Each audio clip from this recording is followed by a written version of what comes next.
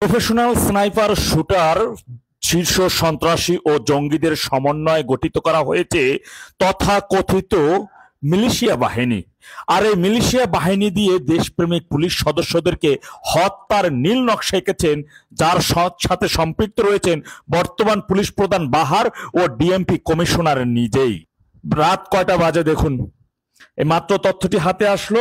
আজকে জানেন রাজারবাগে পুলিশের একটি গোপন বৈঠক হয়েছে, যে বৈঠকে আগামী 13 তারিখে আওয়ামী লীগের লকডাউনকে কেন্দ্র করে তারা তথাকথিত নিরাপত্তার বেষ্টনী, কিন্তু সেই নিরাপত্তা বেষ্টনী মূলত সেখানে মিলিশিয়া বাহিনী রাখা হচ্ছে।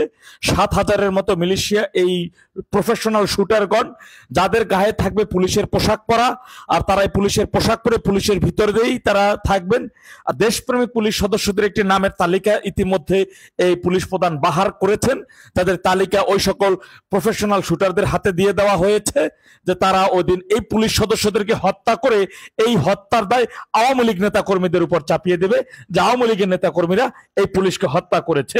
দেখুন কতটা ভয়ঙ্কর পরিকল্পনা তারা এঁকেছেন, এবং এটি পুলিশের একটি গোপন নথিতে এই তথ্যগুলো পাওয়া গেছে। আজকের আলোচনা, তাদের আজকে যে গোপন বৈঠক হয়েছে সেই বৈঠকে আজকের আলোচনায় এই তথ্যগুলো উঠে আসে। মূলত পুলিশের মধ্যে থাকা দেশপ্রেমিক পুলিশ সদস্যরা, মুক্তিযুদ্ধের সপক্ষের শক্তি যে সকল পুলিশ সদস্যরা রয়েছেন, তাদেরকে হত্যার উদ্দেশ্যেই এই নীল নকশা আঁকা হয়েছে প্রফেশনাল শুটারদের দ্বারা তৈরি করা এই মিলিশিয়া বাহিনী। মূলত আপনাদেরকে, যে কারণে এখন যারা দেশপ্রেমিক পুলিশ সদস্য ভাইরা যারা রয়েছেন, আপনারা একটু সতর্ক থাকবেন। আপনার পাশে থাকা যে ব্যক্তিটি আপনার ভাই বলছে পুলিশের পোশাক পরায়, তার পরিচয়টা আপনি নিশ্চিত হন।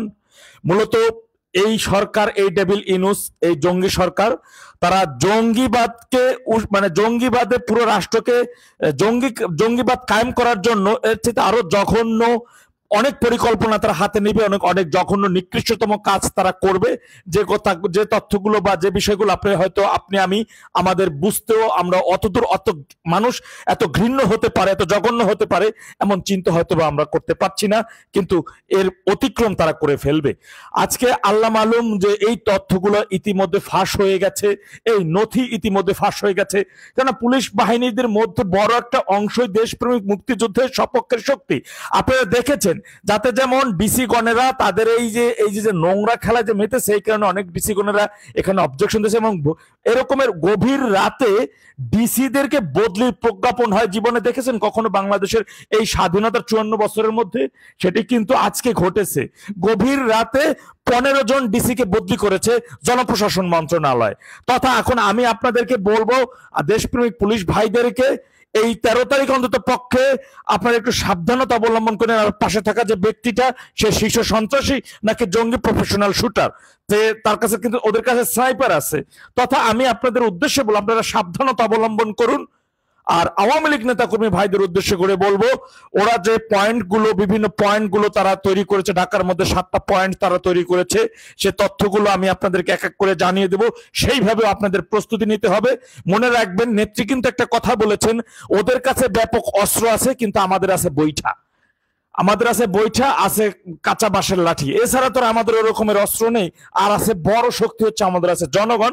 তাই আমাদেরকেও সেইভাবে, আপনাদেরকে সেভাবে প্রস্তুত থাকতে হবে, সেভাবে প্রস্তুতি নিয়ে মাঠে নামতে হবে। আপনারা দেখেছেন, এই যে ঊর্ধ্বতন পুলিশ কর্মকর্তা গণেরা 5 আগস্ট এতগুলো পুলিশ সদস্যকে নির্মমভাবে হত্যা করা হলো।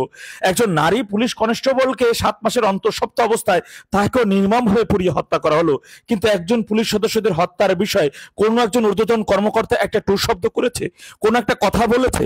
কেন বলেন এটা জানেন? কারণ পুলিশ হত্যার বিচার যখন শুরু করতে যাবেন, যখন পুলিশ হত্যার বিচারটা শুরু হবে, তখন এই বর্তমান পুলিশ প্রধান, এই বাহার, এই ডিএমপি কমিশনার, ওই ডিসি এবং অনেক এডিসির সাথে ডিআইজি গণদের নামও চলে আসবে। কারণ তারা তখন তালিকা করে দিয়েছিল, এখানকার থানার এই কয়জন স্টাফ, এই স্টাফকে তোমরা হত্যা করবা, এরাই হচ্ছে আসল দেশপ্রেমিক, খাঁটি দেশপ্রেমিক, তাই এদেরকে তোমাদের হত্যা করতে হবে।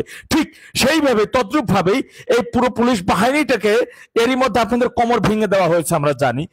আর এখন আরো দেশপ্রেমিক যারা রয়ে গেছেন, যারা দেশকে ভালোবাসেন, 71 ভালোবাসেন, মুক্তিযুদ্ধকে ধারণ করেন, বঙ্গবন্ধুকে ভালোবাসেন, মূলত এখন তাদের এটা নামের তালিকা এই বাহার ইতিমধ্যে করছে, ওর সাথে থাকা অন্যান্য।